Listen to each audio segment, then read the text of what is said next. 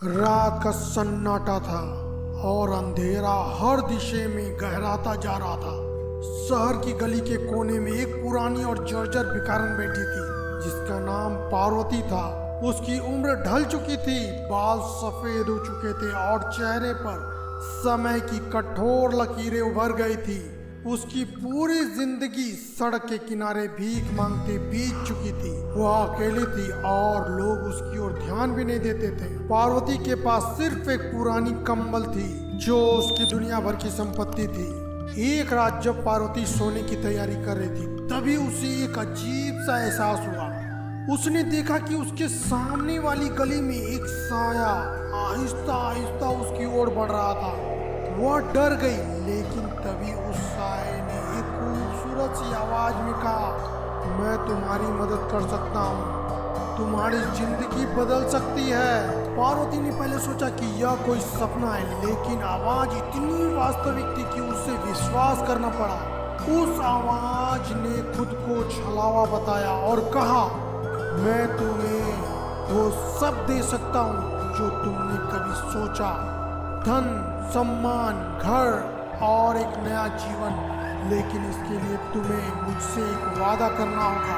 पार्वती ने संदेह से पूछा, क्या वादा? छलावे ने जवाब दिया, तुम्हें अपनी पुरानी पहचान छोड़नी होगी और इस दुनिया में किसी से कुछ भी नहीं कहना होगा कि तुम कौन हो।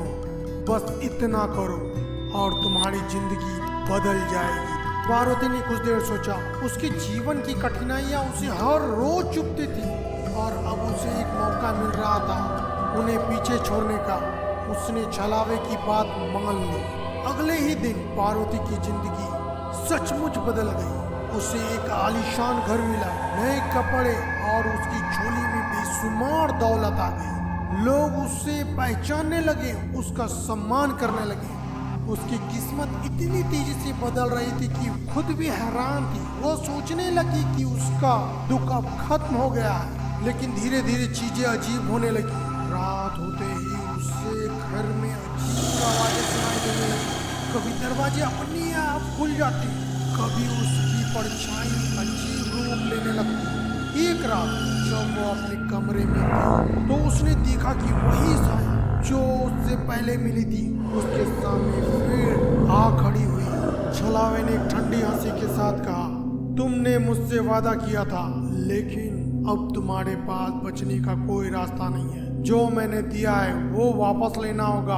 पार्वती डर के मारी भय से कांपने लगी। उसने पीछे हटने की कोशिश की, लेकिन साया करीब आता गया और फिर एक झटके में उसकी पूरी दुनिया बिखर गई।